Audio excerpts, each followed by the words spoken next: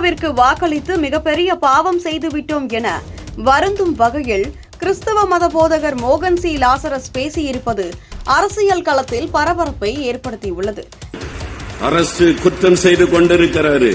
தமிழக அரசு பாவம் செய்து கொண்டிருக்கிறாரு.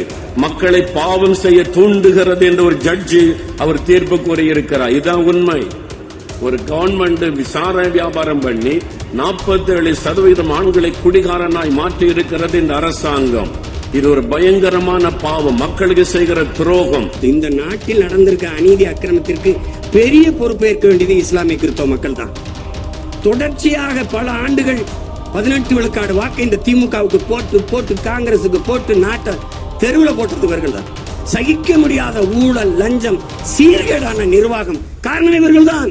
திமுகவிற்கு வாக்களிப்பது சாத்தானுக்கு வாக்களிப்பது போல் என்று சீமான் சில ஆண்டுகளுக்கு முன்பே கூறியிருந்தார். இதனை வைத்துதான் சீமான் கிறிஸ்தவர்களை சாத்தான்கள் என்று பேசியதாக திமுகவினர் பொய் பரப்பி வந்தனர்.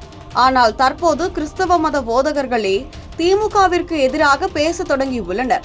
மேலும் தமிழ்நாட்டில் அதிகப்படியான விதவைகள் உருவாகுவதற்கு காரணமாக இருக்கும் டாஸ்மாகை அரசே நடத்துவது மக்களுக்கு செய்யும் மிகப்பெரிய துரோகம் என்றும் புரிந்து கொள்ள தொடங்கிவிட்டனர். கிறிஸ்தவர்கள் மற்றும் இஸ்லாமியர்களின் உடைய வாக்குகளை வைத்துதான் திமுக கடந்த தேர்தலில் வெற்றி பெற்றது. குறிப்பாக அதிமுகவானது பாஜகவுடன் கூட்டணி வைத்திருப்பதை சுட்டிக்காட்டி திமுகவிற்கு நீங்கள் வாக்கு செலுத்தவில்லை என்றால் பாஜக தமிழ்நாட்டில் புகுந்துவிடும், இதனால் சிறுபான்மையினர் பெரிதும் பாதிக்கப்படுவீர்கள் என்று பூச்சாண்டி காட்டுவது போல் ஒரு தேர்தல் பரப்புரையை உருவாக்கி அதன் மூலம் வாக்குகளை தொடர்ச்சியாக அறுவடை செய்து வந்தனர்.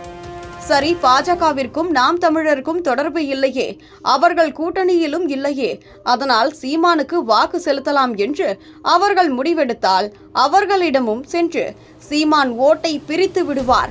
அதன் மூலம் அதிமுக பாஜக ஆட்சிக்கு வந்துவிடும்.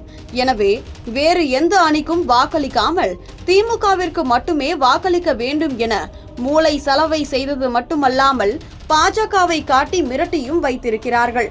ஆனால் உண்மையில் பாஜக ஆட்சிக்கு வந்தால் என்னவெல்லாம் செய்யுமோ அதையெல்லாம் திமுகவே தற்பொழுது செய்ய தொடங்கியுள்ளதாக விமர்சனங்கள் எழுந்துள்ளது.